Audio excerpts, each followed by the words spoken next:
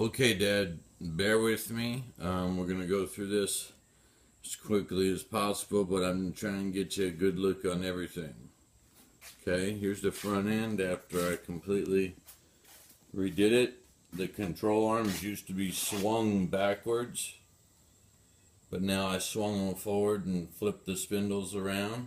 Now I can get negative or positive caster, and the rod height can be adjusted by this plate that holds the front end.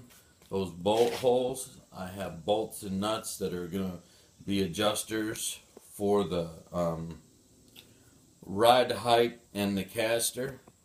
I realized that the straight tubes were not going to work out when I was still trying to use the front end the way it was. So I notched and slit the tubes and bent them up and then bent them back down. And there you go. I got a piece of metal under it to keep everything level, and usually I have a level sitting on the front, but it's off right now. And then I just threw this on there. This is actually from the old golf cart because I wanted to sit on it and see if we would have enough room with that big of a panel, or if I needed to go a little bigger. Of course, I'm going to put outside body mounts and stuff like that, and I isolate it with rubber.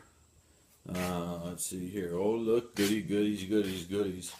Parts. I got my 3 bearing blocks to put on the axle to mount the rear end. You saw the X member already before. Let me see here. Here's the disc brake off the motorcycle, but the hub came off this axle that I bartered for.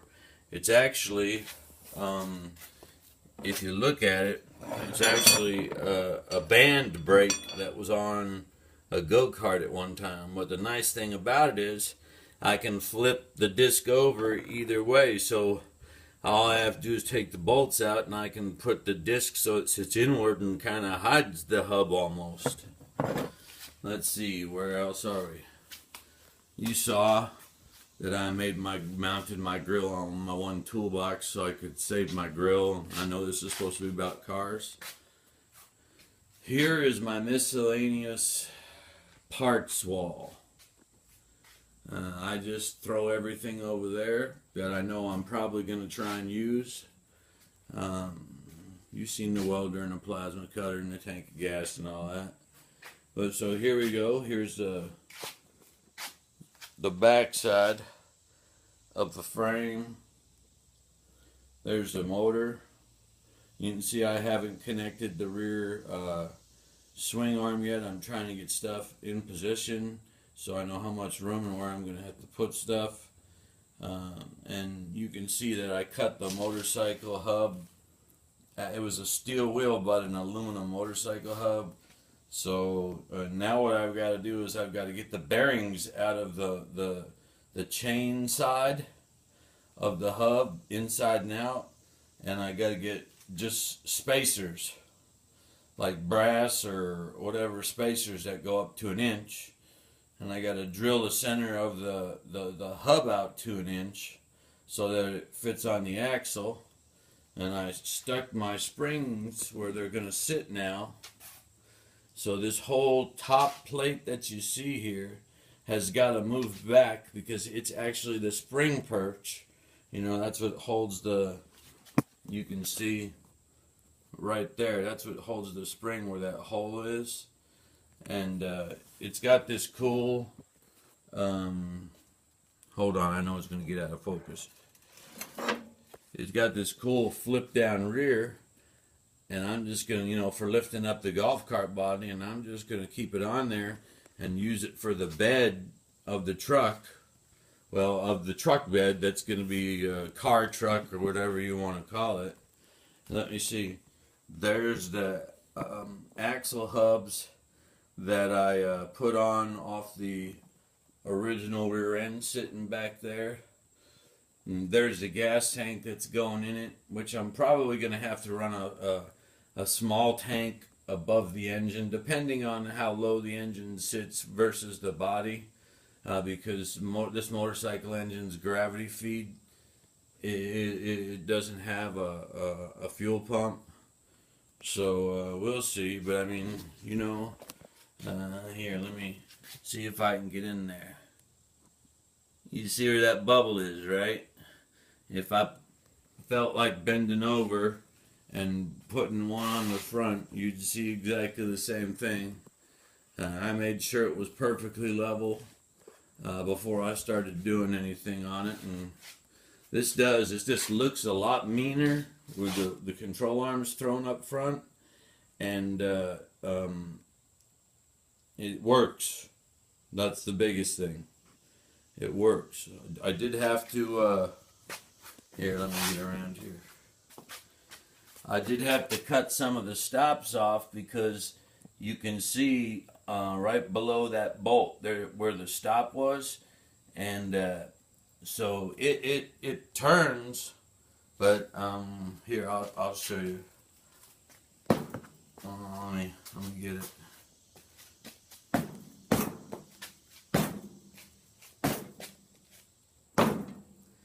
So I've been grinding a little bit and stuff,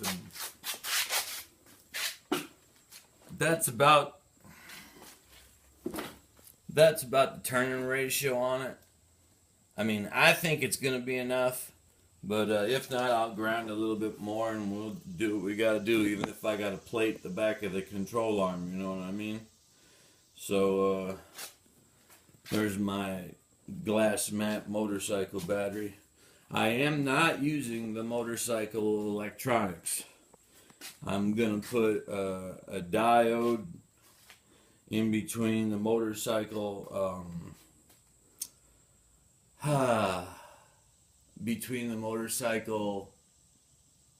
yeah, I'll get this. Anyway, I'm gonna put a diode in between, and I'm gonna run an alternator. I'm probably gonna put the alternator up front here on the swing arm and run a belt straight back, like a serpentine belt or something like that, and put a tensioner on it so it's self-tensioning. But it'll all be mounted to the swing arm, so everything will stay the same. I'm sorry about being shaky. There's my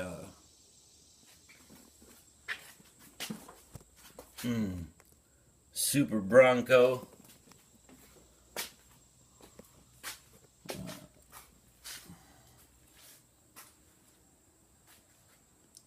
There's that. By the way, I have a spare 80-gallon air compressor tank, but no motor or pump. Just letting you know. There's the motorcycle wheels. Toolbox.